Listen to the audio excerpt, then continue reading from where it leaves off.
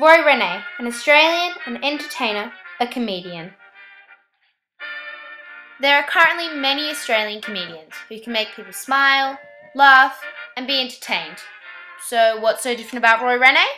Well, he managed to do this in a time when nobody thought that they could smile again or laugh again.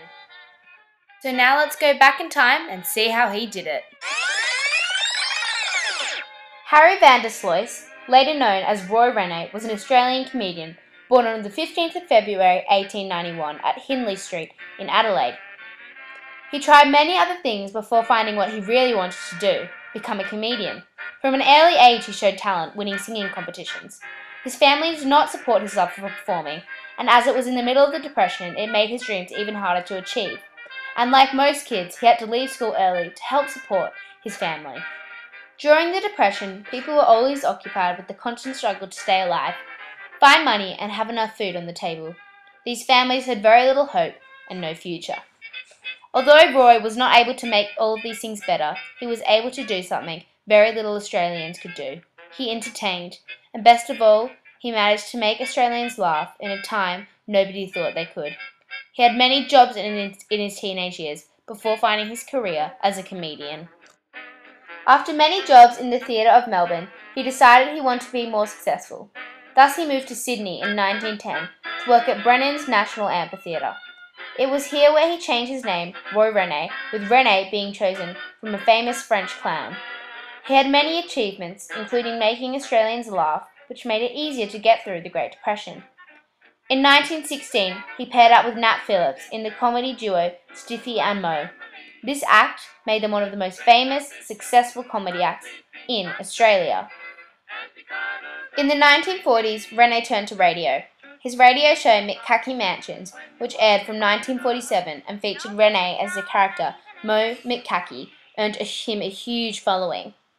Rene's fame still stays to this day. The New South Wales Star Award became a national award known as the Moe Award, and the award itself is in the form of Rene's character, Moe McCackey. It wasn't the fact that Roy was funny that made him significant to Australian history. It was the fact that he was willing to try and make people happy in a time where everybody was depressed. Where are you, Dad?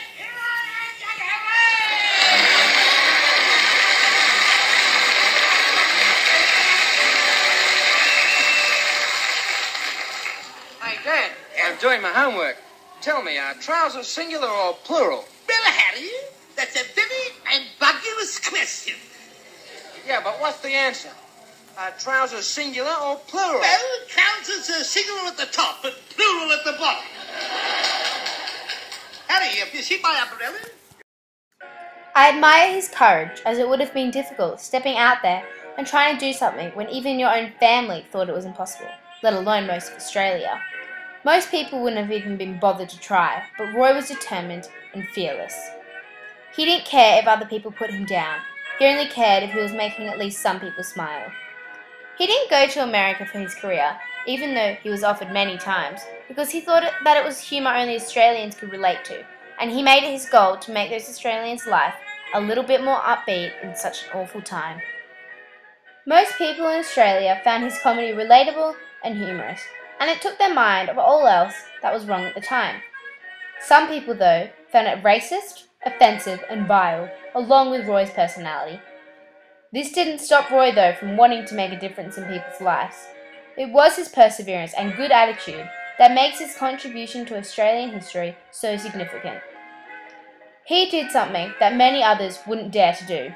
He stepped out of what everyone else was doing, and he was courageous. Roy Rene, an Australian, an entertainer, a comedian.